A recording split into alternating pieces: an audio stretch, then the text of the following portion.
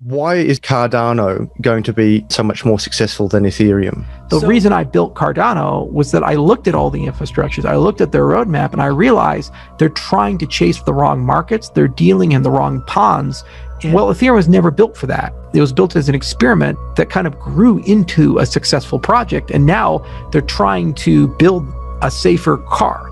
And this is why first mover advantage in technology in many cases is actually a historic disadvantage. Like Google, I think, was the 17th search engine to be commercialized. You know, so there was a lot of failures before Google. There was a monopoly before Google. Yahoo had a huge chunk of the market. They were very powerful. MySpace had a huge chunk of the market before Facebook came. So usually what happens when you're the first mover is you get a lot of population, but it's unstable, and they're very frustrated with that platform. And you're covered with lots of scars and legacy design decisions and other such things. And as a consequence, you can't, it's like holding sand in your hand. It slips through your fingers, and it's really, really hard to keep your lead. Will Cardano kill Ethereum? In this video, co-founder of Ethereum and now founder of Cardano, Charles Hoskinson, explains how Cardano will spell the downfall of Ethereum and if Ethereum, Cardano and Polkadot can all coexist in the same crypto ecosystem. Stick around to the end of the video where we take a look why the Cardano price is holding well and even hitting all-time highs while other cryptocurrencies are going down with Ethereum. Also, we'll speak on how Elon Musk may be involved in Cardano project. Also, if you enjoy my videos, please consider subscribing my channel, and it's free and you always can change your mind. Well, I've been in the space long enough to watch the top 10 on CoinMarketCap change a lot. I remember Feathercoin and Purecoin and Freycoin and Namecoin and these things. So stuff changes. The only constant is change. So, you know, who knows if it's Polkadot, Ethereum, and Cardano. It does look like we're heading to a Mexican standoff, and, you know, it's going to be a good, the bad, the ugly type of a deal. And we don't know which one's wearing a poncho. But you know, we'll find out what happens. The market will decide that. But I think we have the wrong mentality when we look at things in a sum-zero way. At the end of the day, we have to say, are we solving the problems we set out to solve? And there's two sets of them. One are conceptual, and then the other problems are actual. So the conceptual problems are convincing people that you can run governance, you can run systems in a fundamentally different way. Money is a great example of that. We say, oh, okay, two options. You can have private money or public money. So either have a central bank that a government controls or a bank issues a currency. Both of these have screwed the pooch. There's been over 100+ years of history in modern central banking, and in private banking, we've seen all the way back to the Rothschilds and their gold certificates. In all cases, they just don't work out well. Last year, we printed $6 trillion of money out of thin air to pay for stuff, and they have the audacity to say, I still have to pay taxes. Why? If you're telling me you can print $6 trillion and it's not going to have inflation, why don't you just do that every year and pay for everything? Why not just, you know, helicopter money in monetary theory? See, that's the logical inconsistency and the temptation of the printing press. And in private money, look at Tether or these other things. There's a lot of allegations flowing around that maybe they're a fractional reserve, and even if they're not, it's real tempting to be a private business and sit on $25 billion of cash and be like, well, nobody will really know if I take a little bit and maybe invest it in this or do it in that or something like that. That's what the Rothschilds did with their gold certificates. They say, hey, people aren't redeeming these at the rate of issuance, so we could go fractional and nobody would even notice, and look how much money we'd make from that seniorage. Okay, so when you have those types of situations occur, maybe it's better to have a third option. And that's what Bitcoin basically did. It said, this is a deflationary money system, value system. It's like a proto-commodity. It's like digital gold that allows you to build money. And it's not run by a government. It's not run by a bank. It's something new. And I'll keep saying it. Maybe one day it'll happen. We live in two worlds. We live in the developed world and the developing world. And in the developing world, they're unbanked for the most part.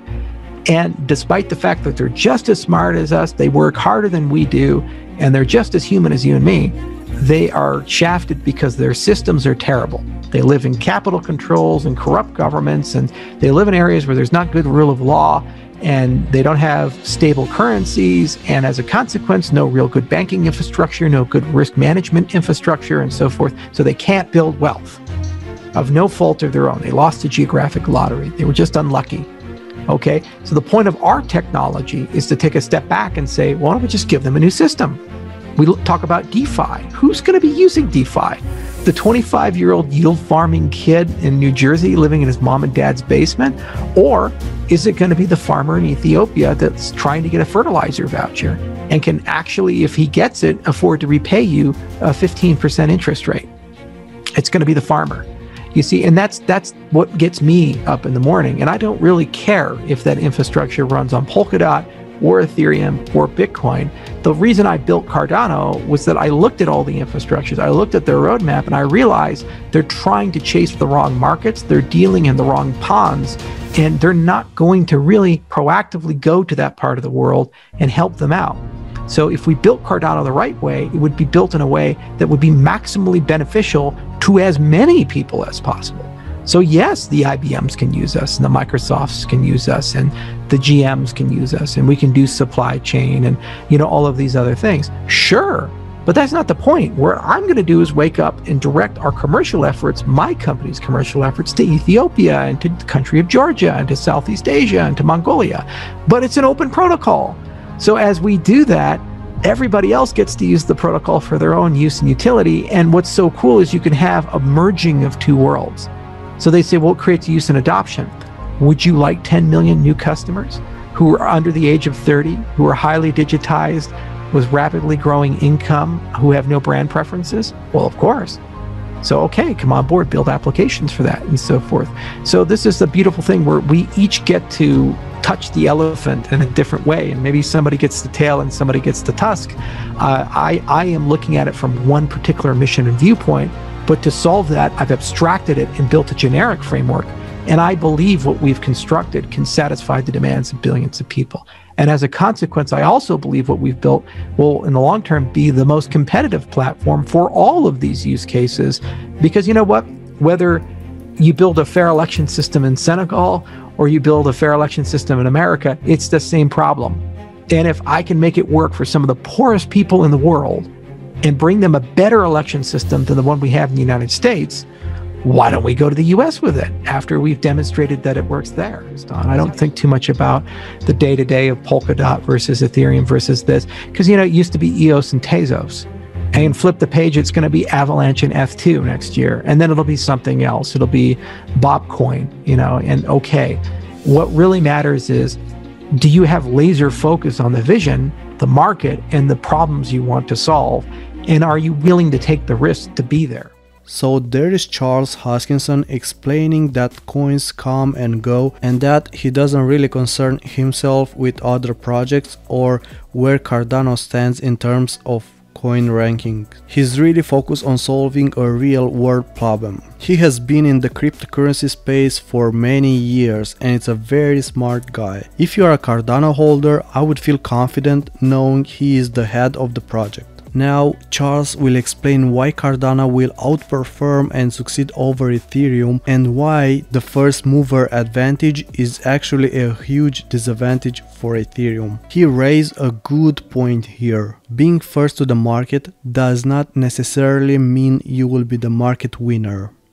That you tend to invent the safety belt after you invent the car. And you don't just proactively say, hey, it's a good idea to put a safety belt in. What happens is you get in a car accident, you go through the windshield, and you're like, boy, we should do something about that. So Ethereum and Bitcoin were much smaller systems in a much smaller economy when they came out. So there was no value at risk. We raised $18 million for Ethereum. We were like, wow, if we can get to $100 million cryptocurrency and get, you know, a few thousand people building cool stuff, it's successful, huzzah. And now it's a $130 billion ecosystem. So there's a fundamental difference between where it began to where it's at. And similarly, when you build the car or the first airplane, you're not thinking at all about safety. You're not thinking at all about these success factors that come, the consequences of success that come. Well, if you build a car today, you don't have the ability to just pretend like history doesn't exist. So you have to do things differently. So the Teslas, for example, they had to adhere to all the safety standards at Ford and GM and these other things, while also innovating and bringing new things to market. So we recognized very early on that there were a lot of issues with consensus design, especially if you plan on scaling, with proof of work in the way that Bitcoin and Ethereum were using it. So we needed a fundamentally different way of doing consensus. And even Vitalik agrees with that, which is why F2 exists, and they're trying to clean this stuff up. But we went beyond that and said the entire development paradigm of how people build dApps, they write smart contracts, this type of stuff, it has to be rethought from a very first principles basis, because it was never built in a way for sustainability. It was never built in a way for resource predictability, because if I'm an application builder, I'd like to have predictable application costs. Could you imagine a web host who's like, well, maybe I'll charge you $500 today for your app, and then tomorrow maybe it'll be $5,000, and then the next day it'll be $5 here.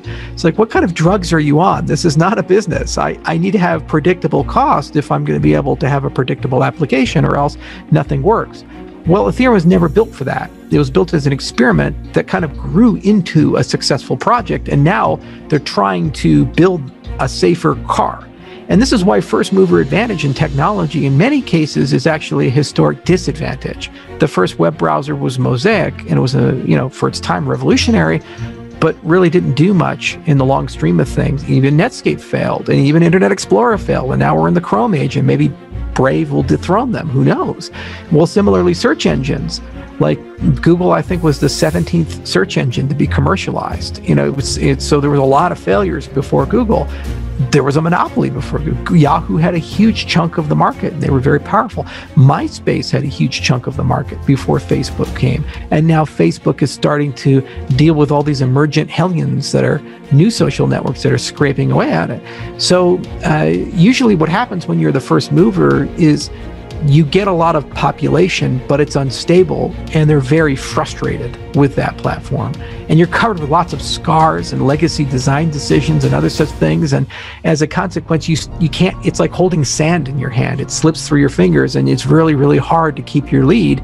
And then all these other competitors come, and they have the benefit of hindsight, so they don't make the same mistakes you've made, and they also know where they need to innovate. And because they don't have to deal with the legacy concerns you have, they can move faster than you.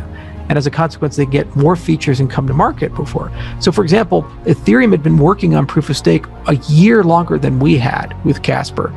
Despite that, we were first to market with our proof of stake protocol, and they probably won't have theirs fully turned on until 2022. And that's just completely a consequence of process and scale in dealing with their legacy concerns.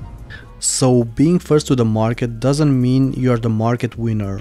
But also, I still believe you cannot kill a giant monster like Ethereum with his legacy of holders and supporters. For the future, for sure, Ethereum will improve its scalability issues and still move forward. Now, Cardano price is performing very well over the last weeks, while everything else is falling down. Well, it's because of Mary Hard Fork, which is an improvement in the Cardano ecosystem and will allow smart contracts and tokens to be launched on Cardano network. In the coming weeks and months, a lot of news are coming for Cardano network and Mary Hard Fork. A lot of projects are built and move into their network. The Mary Hard Fork goes live on March 1st, and it's perfect time for them because Ethereum network is slow and they have huge gas fees, and it's very frustrating for their community. A lot of users are looking into Cardano as a better alternative. Now, why do I think Elon Musk is involved in Cardano network? He recently changed his Twitter profile picture to a fork in the road.